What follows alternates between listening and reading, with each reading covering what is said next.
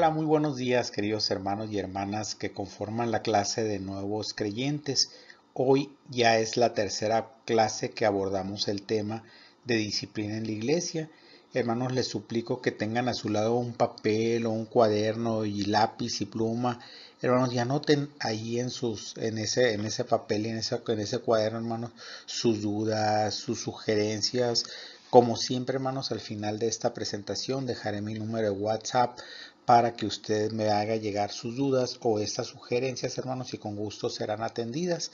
Hermanos, hoy es la penúltima clase de esta serie de estudios y les invito, hermanos, que me acompañen a orar. Padre Celestial, gracias por tu gran nombre, por tu fidelidad, Señor, por tu amor y por tu misericordia.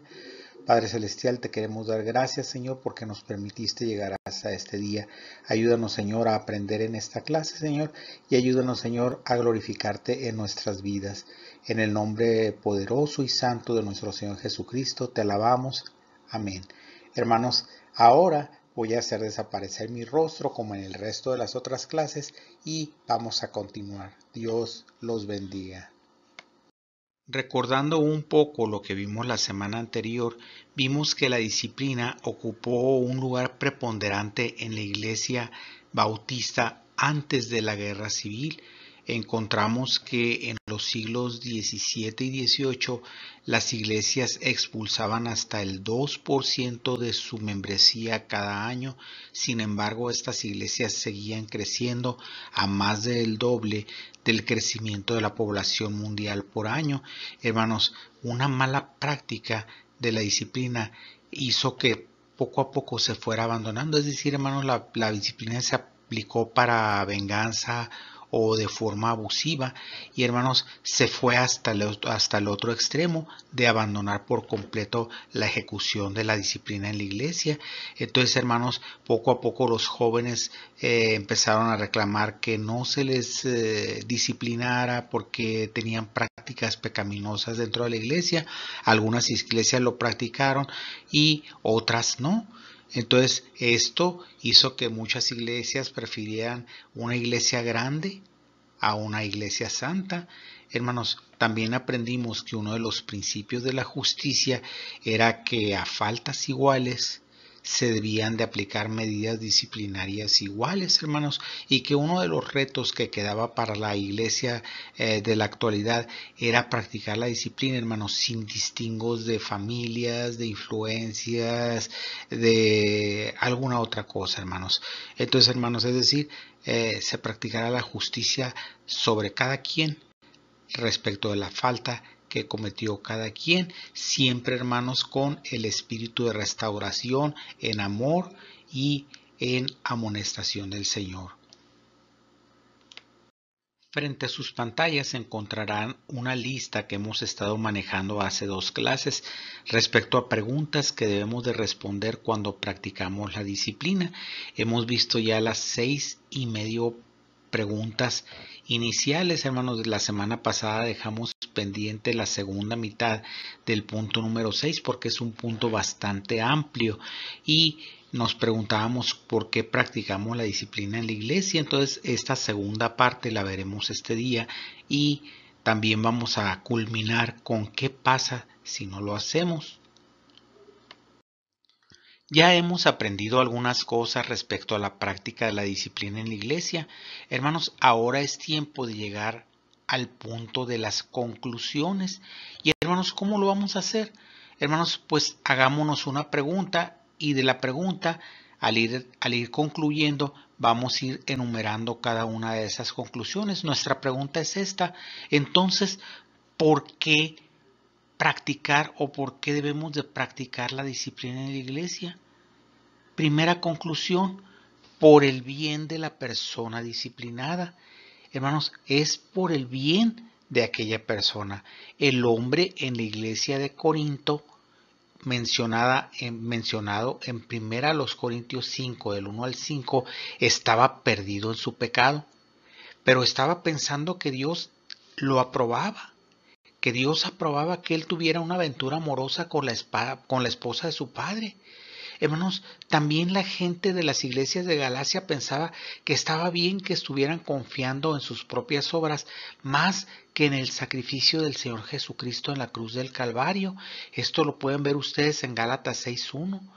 Alejandro e Himeneo tal vez, hermanos, estaban pensando que ellos estaban bien al blasfemar el nombre de Dios, hermano, en 1 Timoteo 1:20, pero lo que en realidad pasaba era que ninguno de ellos estaba bien delante de Dios, ninguno estaba cumpliendo los mandamientos del Señor Jesucristo.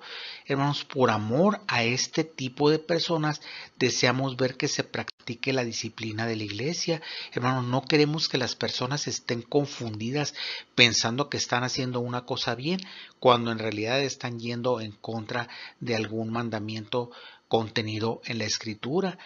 No queremos nunca que la iglesia anime a hipócritas que afirman que viven y están muertos. Hermanos, una de las reconvenciones que nuestro Señor Jesucristo tuvo para la iglesia de Sardis en Apocalipsis 3:1, hermanos, fue que ellos decían, yo tengo nombre que vivo, pero estás muerto, le dice el Señor, tú estás fingiendo que estás vivo, pero estás muerto. Hermanos, muchas veces estas personas fingen caminar en vida en el Señor, pero en realidad están muertas en Cristo. Hermanos, esto hace que se endurezcan en sus maldades y están adormecidos en sus pecados.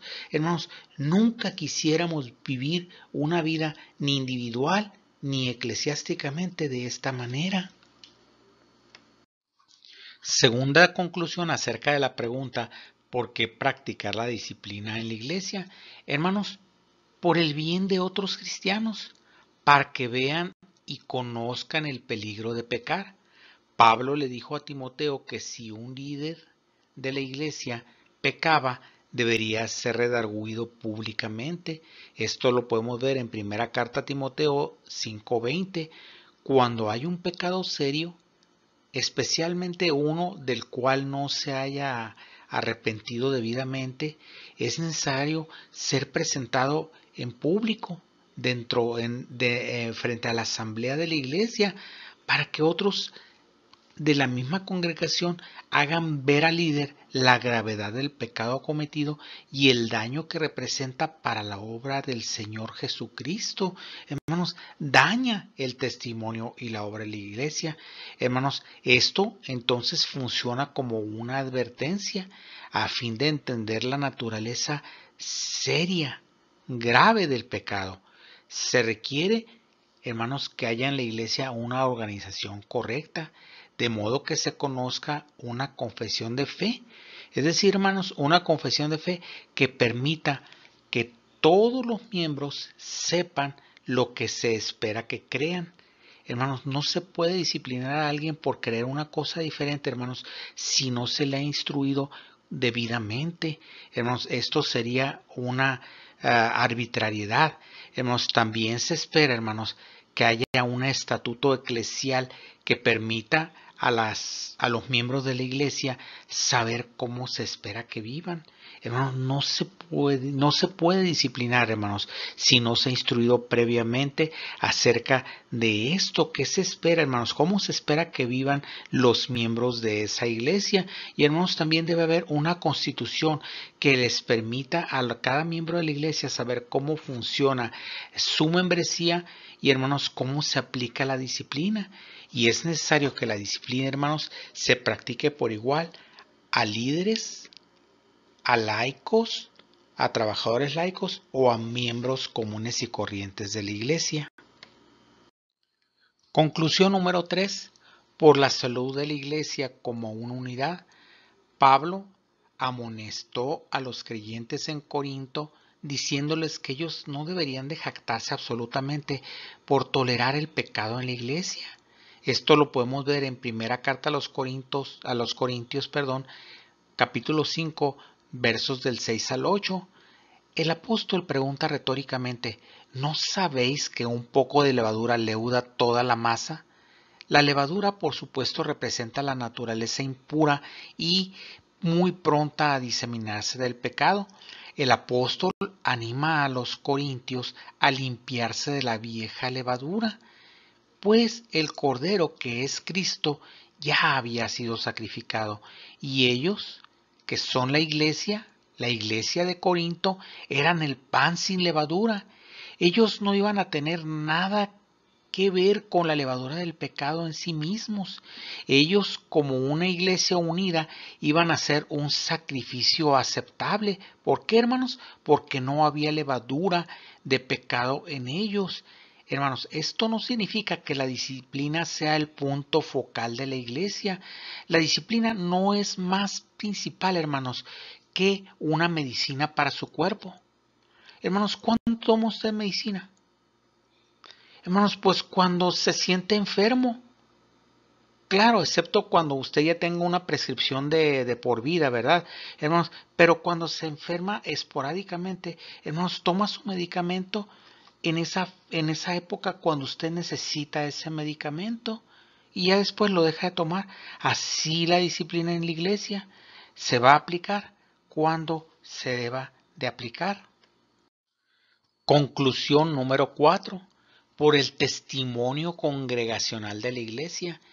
Podemos ver Mateo 5:16, Juan 13 del 34 al 35, primera carta a los Corintios 5:1 y primera carta de Pedro 2:12. La disciplina de la iglesia es una herramienta poderosa en el evangelismo. La gente nota cuando nuestras vidas son diferentes, especialmente cuando hay una comunidad llena de gente cuyas ideas y vidas son diferentes. No decimos que son perfectas, pero están marcadas por un intento genuino de amar a Dios y a los demás. Cuando las iglesias son vistas como conformadas al mundo, ¿se acuerdan de Romanos capítulo 12, versículo 2? No os conforméis a este siglo. Cuando las iglesias se conforman a este siglo, hacen toda nuestra tarea evangelística más difícil. A veces la iglesia llega a ser tan parecida a los no creyentes que no hay preguntas que ellos quieran hacer respecto a vivir vidas nuevas y diferentes. Conclusión número 5, y por mucho, hermanos, la más grande de todas, la más amplia de todas, para la gloria de Dios, dado que así reflejamos su santidad. Podemos ver Efesios 5, versos del 25 al 27, Hebreos 12, del 10 al 14, primera carta de Pedro 1, 15 al 16 y 2, del 9 al 12, y primera de Juan 3, 2 y 3. Esa es la razón por la que estamos vivos. Los humanos estamos hechos a la imagen de Dios para mostrar su carácter a la creación. No es una sorpresa que a través del Antiguo Testamento, mientras Dios moldeaba a su imagen, también les instruía en santidad para que su carácter pudiera ser más semejante a su propio carácter. Levítico 11, 44a y 19:2. Esa fue la base para la corrección y aún la expulsión en tiempos del Antiguo Testamento, mientras Dios moldeaba a la gente para Él mismo.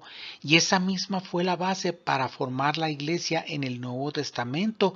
Esto lo podemos ver en segunda los Corintios desde el 6:14 hasta el 7:1. Se supone que los cristianos deben ser visiblemente santos, no por nuestra propia reputación, sino para alabanza del nombre de Dios. Estamos aquí para ser luz del mundo de tal forma que cuando la gente vea nuestras buenas obras, ellos glorifiquen a Dios, de acuerdo a Mateo 5:16. Desde el principio, Jesús había instruido a sus discípulos que enseñaran a la gente a obedecer todo lo que Él les había enseñado. Esto lo podemos encontrar ahí en Mateo 28, versos del 19 al 20. Dios tendría entonces para sí un pueblo santo. ¿Para qué, hermanos? Para reflejar su carácter. La imagen de la iglesia al final del libro del Apocalipsis es el de una esposa gloriosa, santa, sin mancha del mundo, hermanos, que refleje el carácter de Cristo mismo. mientras que los pecadores, que se describe en Apocalipsis 22:5 como perros, estarán afuera. Como cristianos se tiene mucho más responsabilidad de poseer un buen nombre que la gente normal o la gente común y corriente del mundo. No podemos determinar lo que otros piensen de nosotros y sabemos que habrá una desaprobación tan fuerte que los cristianos incluso serán perseguidos por ser justos. Esto lo vemos a través de toda la escritura.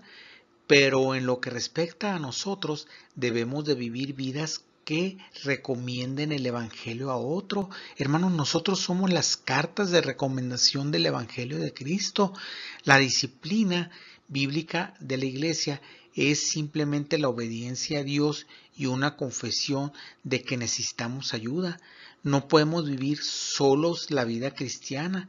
En conclusión, nuestro propósito en la disciplina de la iglesia es positivo para el individuo que ha sido disciplinado, para que los otros cristianos vean el peligro real del pecado, para la salud de la iglesia como una unidad y para testimonio corporativo de la iglesia hacia aquellos que están en el exterior, pero sobre todo nuestra santidad es reflejo de la santidad de Dios. Debería significar algo ser un miembro de la iglesia, no por el bien de nuestro orgullo, sino por el bien de la obra de Dios. Concluimos entonces que la disciplina bíblica de la iglesia es una característica de una iglesia saludable. Llegamos así a la conclusión de las 7 preguntas que nos planteamos al iniciar el proceso de disciplina en la iglesia.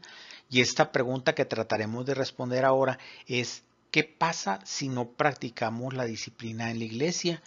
Si nuestra iglesia no practica la disciplina, tendríamos que pensar seriamente qué significa ser una iglesia. Greg Wills, ¿lo recuerdan ustedes? El profesor del Seminario Teológico Bautista del Sur, que escribió el libro Una Iglesia Democrática, ha escrito: para muchos cristianos en el pasado, una iglesia sin disciplina difícilmente se hubiera contado como iglesia. John Dagg, un teólogo más moderno, cuyo libro vemos ahí la portada en sus pantallas, escribió: cuando la disciplina deja a una iglesia, Cristo se va con ella. Hermanos, si no podemos decir lo que algo no es, no podemos decir muy bien lo que sí es. Déjenme repetir otra vez este trabalenguas pequeño que tenemos. Si no podemos decir lo que algo no es, no podemos decir muy bien lo que algo sí es. Necesitamos vivir vidas que respalden nuestra profesión de fe. Necesitamos amarnos los unos a los otros. Necesitamos acoger la responsabilidad por los demás, porque todos nosotros tenemos momentos cuando nuestra carne quiere ir en un camino diferente del que Dios ha revelado en su escritura. Es decir, nos necesitamos uno de los otros para amonestarnos en la disciplina del Señor y animarnos a seguir en el camino del Señor.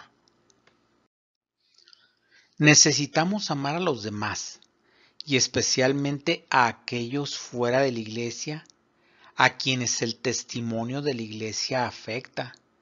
Y vaya que los afecta. Y necesitamos amar a Dios, quien es santo, y nos llama a no jurar su nombre en vano, sino a ser santos como Él es santo. Si queremos ver a nuestras iglesias saludables, debemos de preocuparnos por los demás, aún al punto de confrontarlos cuando estén viviendo vidas pecaminosas. Esto se vuelve muy práctico. ¿No es así? Cuando todo esto se pone en acción, toda esta plática acerca de la iglesia, la nueva vida, el pacto y las relaciones comprometidas, cada iglesia tiene el deber imperativo de administrar ese necesario y beneficioso aspecto del gobierno eclesial local, la disciplina. La iglesia que falte a sus obligaciones en ese sentido es infiel a sí misma, a sus miembros y a su cabeza viviente. La iglesia no debe buscar oportunidades de hallar faltas ni lidiar con débiles e inconstantes, pero debe ser fiel para cumplir con este mandato cuando la ocasión lo exija. Hermanos, no debemos andar cazando, no debemos de ser cazapecados. Pero cuando se observe un pecado dentro de la congregación, debe ser erradicado de la congregación. Ahora bien, según el apóstol Pablo, en primera carta a los Corintios 5, versos del 6 al 8, si se permite la levadura de la impiedad en una iglesia, ella se extenderá por toda la iglesia. En la iglesia cristiana es seguro que un poquito de falsa doctrina abrirá el camino para más distanciamiento de la verdad, por lo que nadie puede predecir el final ni el resultado de aquella falsa enseñanza. No podemos decir, hasta aquí seré un poco ortodoxo. Sería lo mismo que romper los diques de Holanda o de la ciudad de Nueva Orleans y pedirle al mar que sea moderado en su inundación. Las doctrinas del Evangelio tienen una relación tan cercana una con otra que si rompemos un eslabón, rompemos toda la cadena. Renunciar a la verdad casi indefectiblemente lleva a renunciar a otra. Una verdad que no se acepta lleva a otra verdad que también es rechazada. Y antes de lo que nos demos cuenta, nos hemos apartado de las verdades fundamentales del Evangelio. La nueva enseñanza de diferir la disciplina o aplicarla de forma leve carcome como lo hace un cáncer. Se presenta hermosamente, pero en el corazón anida como un enemigo mortal del Evangelio mismo. Cuanto antes haya conciencia de que es así, mejor será para la iglesia practicar la disciplina. Hermanos, diferir la disciplina siempre afecta a la iglesia. Tarde o temprano se va a notar, aunque la iglesia crezca. Hermanos, si hay pecado tolerado, sea en cualquier familia y se conoce, hermanos, tal iglesia va a sufrir, hermanos, porque poco a poco se irá apartando de lo que es la santidad de Dios. La levadura de un vivir maligno es también igualmente repugnante en la iglesia. Cuando se tolera el pecado en una persona, pronto se le justificará el mismo pecado a otra, y de una manera más laxa de pensar en cuanto al pecado finalmente dominará a la iglesia. Hermanos, un pecado tolerado lleva a otro pecado tolerado. Al fin, hermanos, todos están cometiendo el mismo pecado.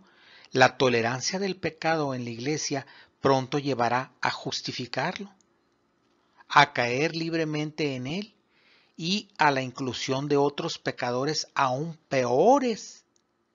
El pecado es como los envíos en barco que se enviaban desde el oriente en la antigüedad. Un pequeño bulto era capaz de enfermar toda una ciudad. O si lo queremos en nuestro tiempo, un viajero procedente de China al inicio de la pandemia contagió a todo un país de COVID. De igual modo, si dejamos que entre un pecado o una falsa doctrina en la iglesia, nadie puede decir hasta dónde es capaz de llegar esa impiedad. Por lo tanto, la iglesia debe ser saneada lo más diligentemente que sea posible de cualquier impiedad práctica y doctrinal. Esa cosa agria y corruptora que Dios aborrece debe ser purgada de ella. El pecado debe ser erradicado. Mantenerla libre del pecado, hermanos, de la levadura del pecado, es una responsabilidad del pastor principalmente y de los líderes, de los diáconos y de todos aquellos que ostenten un cargo de liderazgo. Pero, hermanos, cualquier miembro de la iglesia que detecte un pecado debe de denunciarlo a fin de que éste sea tratado con la debida responsabilidad, hermanos, sea tratado con la debida prudencia y amor cristiano, hermanos, pero tiene que ser tratado firmemente para que la iglesia no sea una iglesia tolerante en el pecado. Cabe esta pregunta: ¿cómo podemos esperar disfrutar de comunión con Jesucristo mientras consentimos el pecado? Mis queridos hermanos, si no andamos a la luz como anda Cristo en la luz, no es porque Él esté dispuesto a que no andemos en la luz, sino porque nosotros nos mantenemos distanciados de Él y como resultado andamos en la oscuridad. Jesús no tiene comunión con los que descuidan su voluntad. Jesús no admite nada de levadura donde Él está. Si usted tolera lo que para Él es nauseabundo, lo que para Él le provoca dolor, hermanos, no espere de Él ninguna palabra reconfortante. Si anda usted o alguien en la iglesia contrariamente a Él, Él andará contrariamente a usted o a la iglesia que ande en contra de Él. Hermanos, y no podemos decir, hermanos, que no sabemos o que no entendemos cuando la Biblia tiene estas palabras. ¿Andarán dos juntos si no estuvieran de acuerdo? Hermanos, si no estamos de acuerdo con el pecado, no andemos o no toleremos pecadores dentro de la iglesia. Sí, hermanos, hay que verlos con amor, hay que restaurarlos con todo el amor cristiano, hay que procurar su restauración. Pero hermanos, el no tratarlos con la debida firmeza producirá que quizás andemos un camino contrario a lo que nos marca el Señor. La semana entrante continuaremos ya con las causas, ahora sí, que son dignas de disciplina en la iglesia con sus respectivas citas bíblicas que apoyen esto. Gracias a Dios nos permitió llegar, hermanos, al final de esta comprensión del por qué aplicar la disciplina en la iglesia. A veces las familias se quedan resentidas o las personas se quedan resentidas, pero hermanos, esta es la explicación del por qué la iglesia debe practicar la disciplina. Vamos a orar. Padre Celestial, gracias por tu palabra. Gracias porque a través de ella, Señor, nos haces entender tantas cosas. Padre Celestial, ayúdanos a vivir vidas dignas de ti. Señor, ayúdanos a entender, Señor, que debemos de cuidarnos unos a otros y debemos de estar pendientes, Señor, para cuidar que no caigamos nosotros mismos. Señor, permítenos ser la iglesia santa, victoriosa, libre de mancha, que tú encuentres cuando regreses a esta tierra por nosotros. Te alabamos y te glorificamos y, Señor, te pedimos perdón si hasta ahora no lo hemos hecho. En el nombre santo de nuestro Señor Jesucristo. Amén. Hermanos, en la siguiente diapositiva encontrarán la dirección de WhatsApp en la cual pueden ustedes enviar sus quejas o sugerencias. Dios les bendiga, hermanos.